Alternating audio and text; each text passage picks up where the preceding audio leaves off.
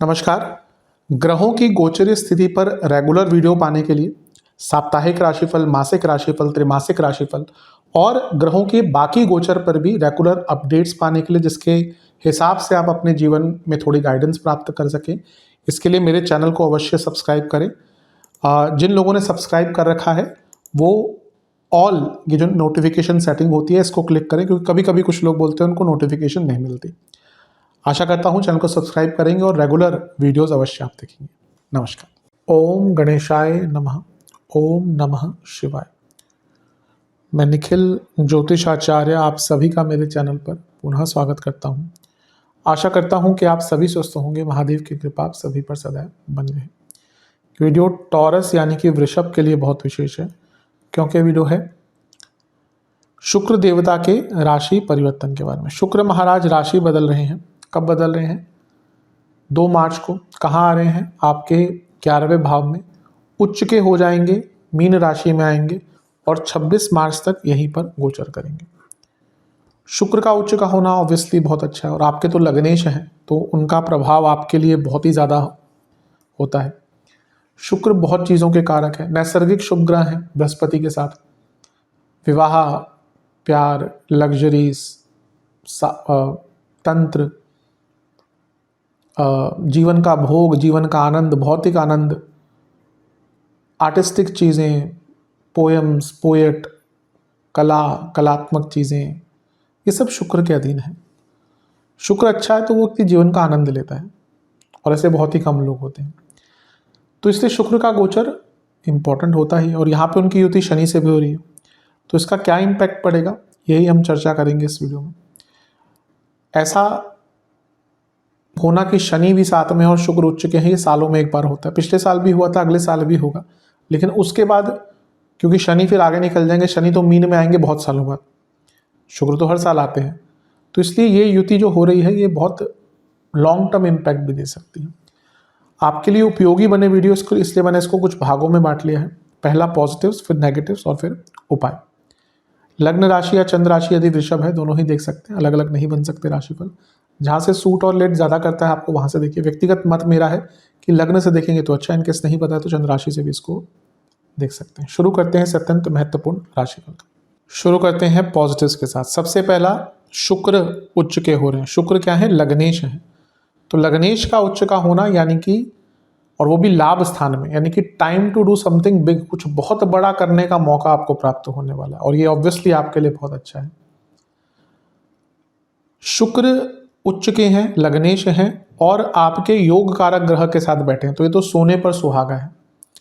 ये एक्सपेंशन का टाइम है, ये ग्रोथ का टाइम है, ये न्यू अपॉर्चुनिटीज का टाइम है, ये लॉन्ग टर्म ग्रोथ का टाइम है। ऐसे चांसेस मिलेंगे आपको, और ये इनकम की बढ़ोतरी का और ये इच्छाओं की पूर्ति का, ये सारी की सारी चीज़ें केवल शुक्र अपने आप 11वें घर में आकर आपके लिए दे सकते हैं, क्योंकि लग्नेश उच्च के हो रहे हैं। लेकिन क्योंकि उनको शनि का साथ मिल गया जो आपके योग कारक हैं, इसलिए जो प्रबलता है ऐसे योग की वो कई गुना बढ़ जाती है। यकीन मानिए कि शुक्र के लिए ये जो गोचर है ये बहुत इंपॉर्टेंट है, बहुत अच्छा गोचर है। और ये जो मैंने चीज़ें बोली हैं, एक्सपेंशन, ग्रोथ, ये जीवन के हर भौतिक एरिया में आप मान सकते हैं। पैसा, इन्वेस्टमेंट, करियर, बिजनेस, हर चीज़ में। अगला पॉइंट, छठे घर के स्वामी शुक्र आपके एग्जॉल्टेड हुए, उच्च के हुए, तो अगर आपका कोई पैसा फंसा हुआ था तो वो पैसा आपका प्राप्त होगा। छठे से छठे में है उच्च के, तो कोई इलाज चल रहा था, नहीं रिजल्ट मिल रहे थे, वो अच्छा रहेगा। कोई लोन चाहिए था आपको, वो अच्छा रहेगा। और सबसे बड़ी बात है कि लग्नेश 11वें घर में है और यही लग्नेश उपचय भाव के स्वामी है और उपचय ही भाव में उच्च के हो गए, यानी कि स्पीड, जीवन की गति बढ़ेगी। और सबसे बड़ी बात है क्योंकि उनका मिलन 10वें भाव के स्वामी शनि के साथ है और वो उच्च के हैं, तो ये आपकी ओवरऑल प्रोडक्टिविटी को बढ़ाएगा, ना केवल करियर में, ओवरऑल जो आपकी प्रोडक्टिविटी है वो बेटर होगी। अगला पॉइंट, लग्नेश उच्च के हैं और 10वें भाव के स्वामी के साथ उच्च के हैं, ये प्रमोशंस का योग बनाता है और ये कुछ बहुत बड़ा करने का, ये मैंने कहा ना कि एक extraordinary to achieve something big, ऐसा महीना है ये आपके लिए, बहुत अच्छा महीना।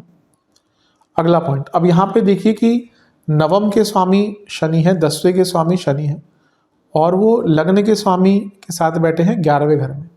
ये सफलता क्या योग है, भाग्य कर्म लग्न लाभ ऊपर से उच्च, यानी कि सफलता बड़े स्तर पर, फिर से कहूंगा बड़े स्तर पर ही सफलता मिलेगी आपको इस कालखंड में। नवम भाव के स्वामी एग्जॉल्टेड उच्च के लग्नेश के साथ बैठे हैं, उच्च के लग्नेश के साथ बैठे हैं। तो ये पहला तो दिखाता है कि धार्मिक कार्यों में भी सफलता, यानी कि घर में कोई पूजा पाठ कराने का मौका, और क्योंकि यहाँ पे नवम भाव का इन्वॉल्वमेंट है यानी कि शनि का, तो ये धार्मिक यात्राएं भी दिखाता है। अगला पॉइंट, शनि और शुक्र 11वें घर में, ये फाइनेंशियल प्लानिंग का मौका है और फाइनेंशियल अपलिफ्टमेंट का मौका है।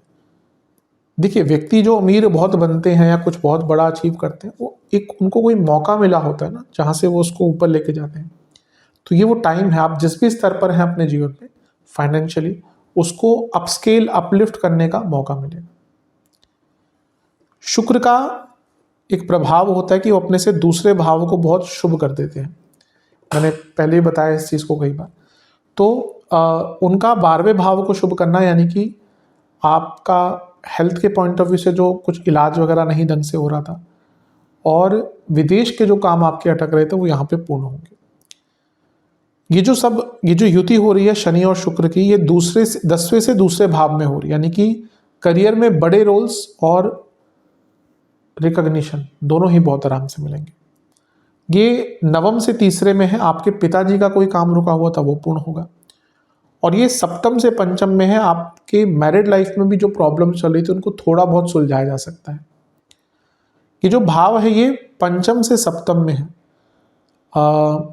जो लोग रिलेशनशिप से मैरिड लाइफ की तरफ बढ़ना चाहते थे उनके लिए भी महीना थोड़ा बहुत ठीक है।